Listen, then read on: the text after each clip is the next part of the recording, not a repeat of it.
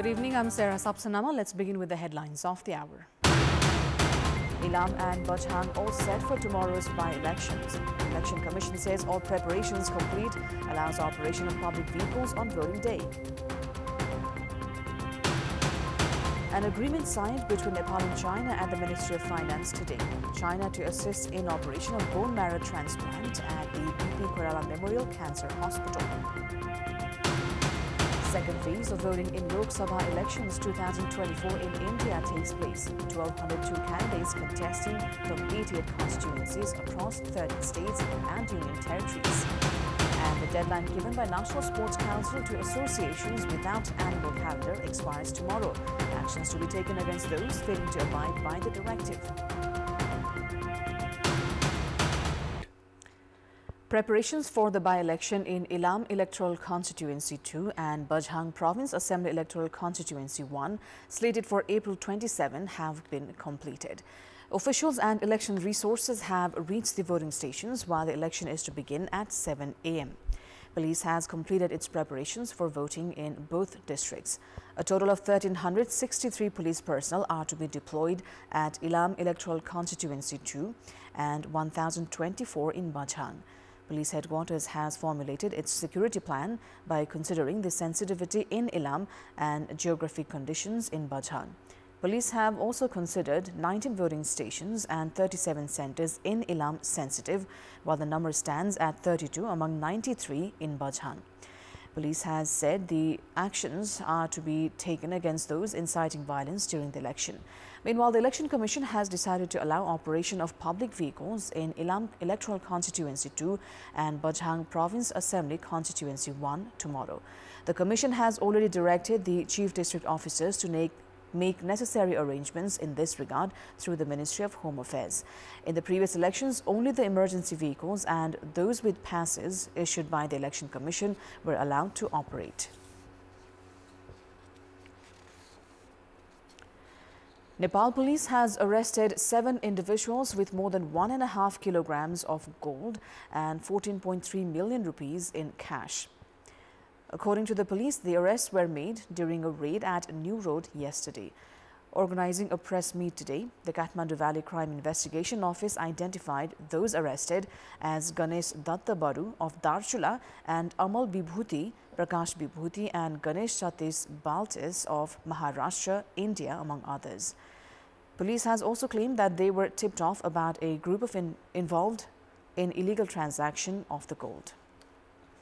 China is to assist in operation of bone marrow transplant at the BP Memorial Cancer Hospital. Secretary of the Ministry of Health and Population, Dr. Roshan Pokhriyal, and chairperson of the China International Development Corporation Agency, Liu Zhaohui, signed the agreement at the Ministry of Finance today.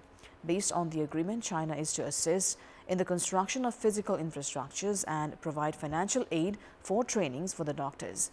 The government of China had committed of assisting in operation of services for bone marrow transplant during Prime Minister Pushpa Kamal Dahal's China visit last year. Meanwhile, another agreement has also been reached regarding formulation of a foreign aid strategy. CIDCA chairperson Zhao Hui also met with Prime Minister Dahal today and expressed the interest of Chinese investors in construction of electricity transmission lines of Nepal, along with the feasibility study for Tokha Chahari tunnelway.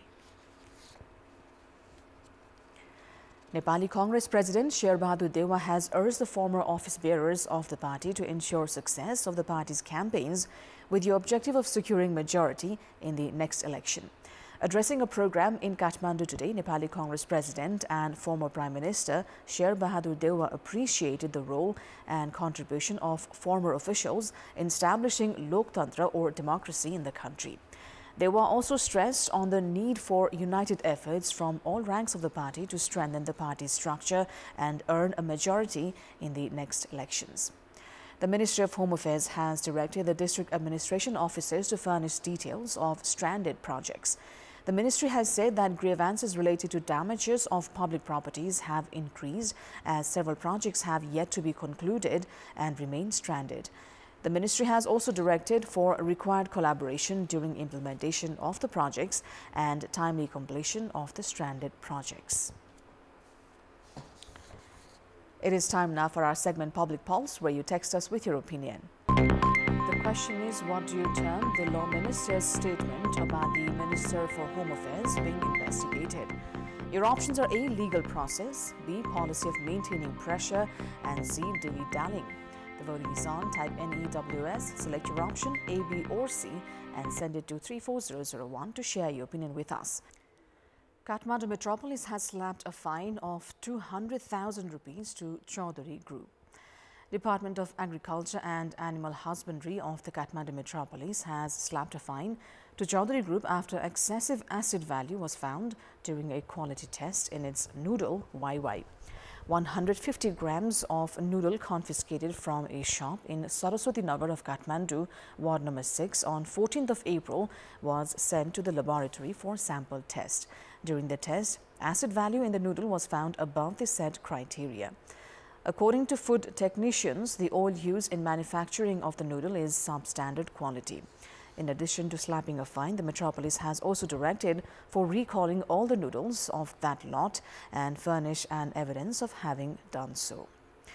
Sex toys have been found smuggled into Nepal from China through India. The smuggling was discovered following a raid of the armed police force at a house in Jamunaha, Nepalganj, along the border between Nepal and India. The toys were hidden at a house along the border between Nepal and India. During the raid, a team of armed police force confiscated 169 large sex toys and 171 small toys used by men, alongside 17 sex toys used by women. It was the first time the armed police force confiscated sex toys manufactured in China and smuggled into Nepal through India. These toys, submitted by the armed police force to Nepalganj Customs, are to be auctioned. Following the auction, businesses will be able to sell the sex toys in the market. There are no legal obstructions for import of sex toys. However, the customs officials themselves were surprised to find out about the smuggling of the toys. As new kinds of goods are being smuggled into the country, the APF has intensified its monitoring along the border. The force has also claimed that it has identified 30 new routes used by smuggling, for smuggling in fact, and has therefore intensified its monitoring. Education officials have stressed on the need for honesty from teachers towards their profession to enhance the quality of community education and learnings of the students. At an interaction, participants identified the need for trainings for teachers to ensure improvement in the quality of education. They said that appropriate technology had to be used in addition to construction of required physical infrastructures for development of education, saying the elected public representatives had been creating trouble for the teachers after the school education was brought under the jurisdiction of local levels. The participating teachers have also demanded an end to such hassles.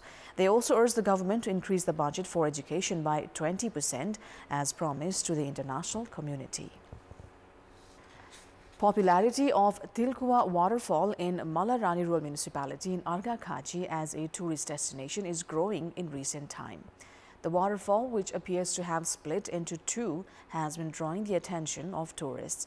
Domestic and foreign tourists reach the destination every day to enjoy the view of the waterfall. Considering the increasing popularity, Malarani Rural Municipality has been forming plans for the development of the destination. The waterfall measures 84 feet in height. Time now for international update.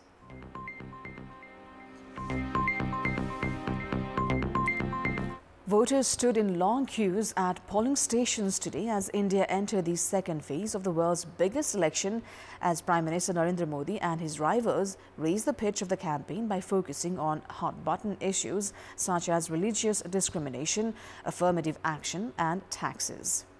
The campaign has become more heated since the first phase of voting on April 19th, as Modi and the main opposition Congress party have faced off on communal issues, with Modi accusing Congress of favouring minority Muslims, aiming to dilute affirmative action and planning to impose an inheritance tax. Congress has denied the charges and said Modi is distracting voters from real issues such as unemployment, price rise and rural distress, and fears losing. Many voters who were interviewed said that the unemployment crisis in India was a chief concern when it came to the election. Almost 1 billion people are eligible to vote in the 7-phase general elections that began on April 19th and concludes on June 1st, with votes set to be counted on the 4th. Voters in India's northwestern Rajasthan state braved heat wave conditions as the second phase of polling began for the country's general elections today. Polling officials in the desert town of Balotra set up tents outside booths to provide shade to the voters waiting in queue for their turn to cast ballots. They also provided water dispensers, in fact, to avoid dehydration. यहाँ पे गर्मी को ज़्यादा देखते हुए tent की व्यवस्था की गई है और पानी की व्यवस्था भी की गई नगर परिषद की तरफ से. Parts of Rajasthan recorded a maximum temperature of 39.6 to 40 degrees Celsius, according to Indian Meteorological Department. India is voting across 13 states and federal territories for 88 of the total 543 seats in the lower house of Parliament, with 160 million people मैं यही कहना चाहूँगी कि चाहे कितनी भी गर्मी हो, चाहे कोई भी स्थिति हो, लेकिन हमारा एक वोट बहुत ही अमूल्य होता है, तो हमें वोट जरूर देना चाहिए. तो सभी से यही अपील है कि वो वोट देने जरूर आए. The Election Commission and political parties have been worried about voter turnout due to the hot and humid conditions in some parts of the country with the onset of peak summer, as the turnout fell to around 65% in the first phase from nearly 70% in 2019. Now, Harvey Weinstein's 2020 conviction for sexual assault and rape was overturned by New York's highest court, reopening the landmark case that fueled the hashtag #MeToo movement and highlighting the challenges of holding powerful men accountable. American celebrities had different opinions on it. I'm disappointed, I'm angry, I'm sad, because no matter what work we do, they still keep getting it wrong. Look, I'm not saying that the man is innocent, I don't believe that, but we all deserve equal and fair treatment under the law. And if they found something wrong in his first trial, then he should be retried. It's the opposite of Me Too. The evidence in the case that they excluded was the evidence of other women who've been assaulted by Harvey Weinstein. That's what Me Too is all about, and Time's Up. And what the court did today is the exact opposite of that. Hundreds of mourners from across Australia gathered today to pay their respects to the Pakistani security guard killed in a stabbing attack earlier this month. 30-year-old Faraz Tahir was one of the 6 people killed during the stabbing at Westfield Bondi Junction on April 13th. Fellow security guard Mohammed Taha, who was also injured in the attack, was granted permission to leave the hospital to attend the funeral. Faraz Tahir counted himself lucky to have come to Australia, but in truth, Australia was lucky to have him, said Prime Minister Anthony Albanese at the funeral service. Tahir had arrived in Australia as a refugee from Pakistan, according to Ahmadiyya Muslim community of Australia, to which he belonged, and was working his first day shift when the attack occurred. While trainee doctors in Seoul stay strikes in opposition to plans for more medical school admissions, hospitals in smaller South Korean cities say they are in dire need of more doctors. The shortage is at the heart of government plans to increase the quota for medical schools by thousands of students starting next year, but the plan has been met with stiff opposition from trainee doctors and some medical groups who say it would not improve poor working conditions for doctors. While Seoul boasts top-level hospitals, smaller cities have struggled to attract doctors, and the trend is set to worsen due to South Korea's aging population and the lowest birth rates in the world.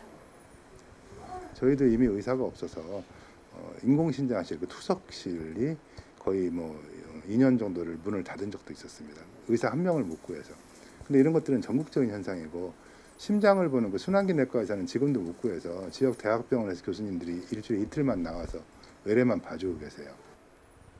Patients also have difficulties finding a hospital room to get treatment for a pelvic fracture, and they are worried there might not be enough doctors in the future. 현재 지금 고령화 사회가 많이 지금 진행되고 있고, 그 고령화 사회 때문에 앞으로 이제 병원 찾는 분들이 점점 더 많아질 거고, 거기에 대한 의사 수는 또 부족하고, 우리도 선진국이지만 다른 나라의 선진국에 비해서는 의사 수가 현재 부족하다고 저는 느끼고 있습니다. Striking medical interns and resident doctors say they are underpaid and overworked, and the government needs to address pay and working conditions first before boosting the number of physicians. South Korea's doctor-to-patient ratio is 2.6 per 1,000 people. It is one of the lowest among developed countries, according to data from the Organization of Economic Cooperation and Development Countries. In contrast, top-ranked Austria has 5.5 doctors per 1,000 people. Deadline issued by the National Sports Council (NSC) to sports associations without annual programs ends tomorrow. The National Sports Governing Body has made preparations to take actions against associations failing to furnish annual programs and notices within the deadline. Under the program introduced with the objective of scrapping sports associations failing to formulate a single program in a year and to make them responsible, the National Sports Council had issued an 11-point directive. The NSC had directed the Sports Association to furnish a detailed report regarding their elections, sports event, participation at international tournaments, para-events and financial transparency. The Council has said that actions are to be taken against associations who have not even furnished their annual programs. Prior to this, of the 181 sports associations, only 62 were recognized. Erstwhile Minister for Sports, Jagat Bahadur Bishwakarma, had introduced a program to reduce the number of sports associations. Back then, the ministry had scrapped 25 associations. Despite failing to furnish their programs, sports associations are not likely to be scrapped this time. Member Secretary of National Sports Council, Tankalal Khising, has said that thoughtful actions are to be taken, as athletes would be at the receiving end if the associations with a large number of athletes are scrapped. That is all for the moment. Thank you for watching. Bye for now.